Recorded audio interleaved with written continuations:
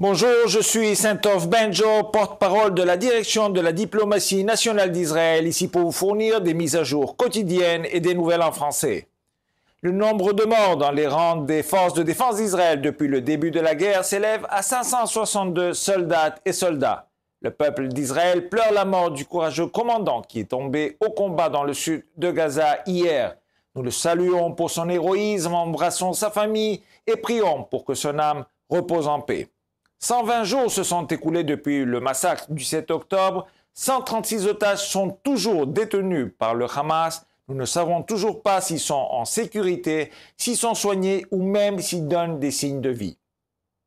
Daniel Aloni, qui a été libéré au bout de 36 jours, a décrit à NBC News son expérience dans les cachots du Hamas, disant que c'était l'horreur, la souffrance à chaque minute.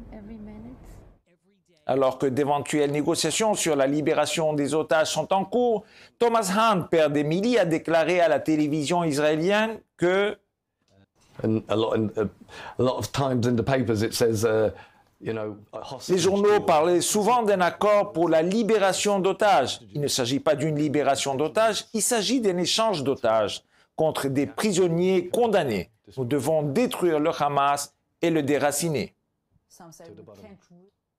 Moins d'une semaine après la révélation de l'implication de travailleurs de l'UNRWA dans le massacre du 7 octobre, le député norvégien Asmund Aukrust a proposé la candidature de l'Office de secours et de travaux des Nations Unies pour les réfugiés de Palestine dans le Proche-Orient, l'organisation UNRWA, pour le prix Nobel de la paix. Selon ce politicien norvégien, ce travail a été crucial pendant plus de 70 ans et encore plus vital au cours des 3 derniers mois. Plus d'une douzaine de pays, dont les donateurs importants tels que les États-Unis, l'Allemagne, la Grande-Bretagne, la Suède, ont suspendu le financement de l'Agence des Nations Unies en raison des accusations selon lesquelles 12 membres du personnel auraient été impliqués dans les atrocités du 7 octobre, au cours desquelles les terroristes du Hamas ont tué 1200 personnes, dont la plupart étaient des civils qui ont été massacrés, brûlés, torturés et violés.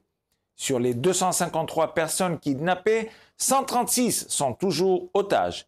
Il s'agit clairement d'une organisation de promotion de la paix. Le Hamas a condamné la décision de l'UNRWA de mettre fin au contrat de plusieurs de ses employés à Gaza en raison de leur implication dans les attaques du 7 octobre. La déclaration dit la position politique que l'UNRWA doit adopter sur la base de son mandat et celle qui défend les droits des réfugiés qu'il représente et surtout leur droit à la protection et à la résistance à l'occupation par tous les moyens légitimes ainsi que leur droit au retour dans leur foyer. C'est ironique car si le Hamas se préoccupe du droit au retour, il ne se préoccupe pas des droits de l'homme de ses citoyens. Des images récentes de la bande de Gaza rendu public, montre le traitement abusif de l'organisation terroriste à l'égard de sa population.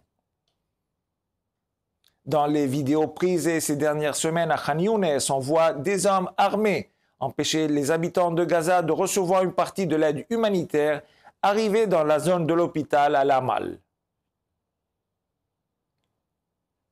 Ils ont frappé les civils qui attendaient de recevoir de l'aide avec des gourdins en tirant en l'air pour les dissuader. En outre, le Hamas a été filmé en train de bloquer le couloir humanitaire qui permet aux habitants de Gaza d'évacuer loin des zones de combat.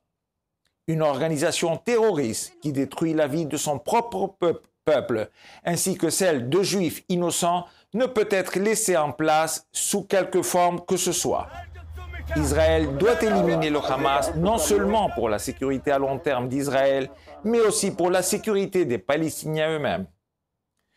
Comme toujours, nous sommes à votre disposition 24 heures sur 24 pour répondre à vos questions aux coordonnées indiquées à l'écran. Merci de votre attention.